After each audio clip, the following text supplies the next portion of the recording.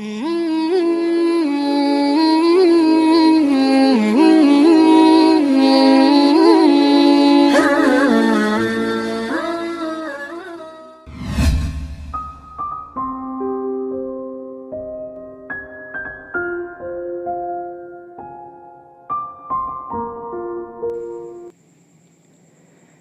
Syekhuna Khalil Bangkalan. Sejak kecil Muhammad Khalil dididik sangat ketat oleh sang ayah. Kebetulan juga Mbah Khalil di masa kecil sangat haus akan ilmu, terutama yang berkaitan dengan ilmu fikih dan nahwu. Bahkan lebih istimewanya lagi, ia sudah hafal dengan baik Nazam Alfiyah Malik sejak usia muda. Kiai Haji Abdul Latif kemudian mengirim Mbah Khalil kecil untuk menimba ilmu yang lebih luas ke sejumlah pesantren. Awal pendidikan Mbah Khalil muda belajar kepada Kiai Muhammad Nur di Pondok Pesantren Langitan Tuban, Jawa Timur. Setelah menimba ilmu dari Langitan, Mbah Khalil pindah ke Pondok Pesantren Cangaan, Bangil, Pasuruan. Kemudian Mbah Khalil melanjutkan pendidikannya ke Pondok Pesantren Kebon Candi. Selama menimba ilmu di pondok pesantren ini, Mbah Khalil belajar dengan Kiai Nur Hasan yang menetap di Sidogiri, berjarak 7 km yang harus ditempuh dari Kebon Candi. Saat melakukan perjalanan dari Kebon Candi ke Sidogiri, Mbah Khalil selalu membaca surat Yasin. Mbah Khalil di masa muda memiliki keinginan untuk menimba ilmu ke Mekah pada usia mencapai 24 tahun. Mbah Khalil memutuskan untuk pergi ke Mekah setelah menikah. Untuk ongkos melakukan perjalanan bisa ia tutupi dari hasil kerja kerasnya menabung saat masih menyantri di Banyuwangi. Selama melakukan pelayaran menuju Mekah, konon Mbah Khalil berpuasa. Hal ini disebabkan bukan karena untuk menghemat uang, namun tujuan ini agar dapat lebih mendekatkan diri kepada Allah dan agar selamat sampai tujuan. Karomah Mbah Khalil. Karomah merupakan perkara yang sangat luar biasa yang tampak pada seorang wali yang tidak disertai dengan pengakuan seorang nabi. Dari sosok Mbah Khalil yang merupakan seorang ulama besar, tentunya memiliki karomah.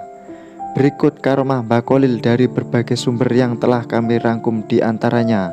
1. Tertawa keras saat sholat. Pada suatu hari, saat melakukan sholat berjamaah yang dipimpin oleh seorang kiai pondok pesantren tempat Mbah Khalil muda menimba ilmu, ia tertawa cukup keras. Setelah selesai sholat, kiai tersebut menegur Mbah Khalil atas tindakan yang ia lakukan. Memang dilarang dalam Islam. Syekh Khalil pun menjawab hal yang menyebabkan ia bisa tertawa keras. Ketika sholat berjamaah berlangsung, ia melihat berkat atau makanan yang dibawa pulang sehabis kenduri di atas kepala sang kiai. Mendengar jawaban tersebut, sang kiai pun sadar dan malu atas sholat yang dipimpinnya. 2. Dapat membelah diri. Mbah Khalil memiliki kemampuan itu, yaitu membelah diri. Ia bisa berada di beberapa tempat, bahkan dalam waktu bersamaan. Pernah terjadi peristiwa aneh di saat ia sedang mengajar di pesantren. Saat berjamaah, Mbah Khalil melakukan sesuatu yang tidak terlihat oleh mata. Tiba-tiba baju dan sarung beliau nampak basah kuyup. Setengah bulan kemudian teka-teki tersebut terjawab. Ada seorang nelayan sowan mendatangi Mbah Khalil. Dia mengucapkan terima kasih kepada Mbah Khalil karena sudah menolongnya di saat perahunya mengalami pecah di tengah laut. 3. Ditangkap lalu dibebaskan oleh Belanda.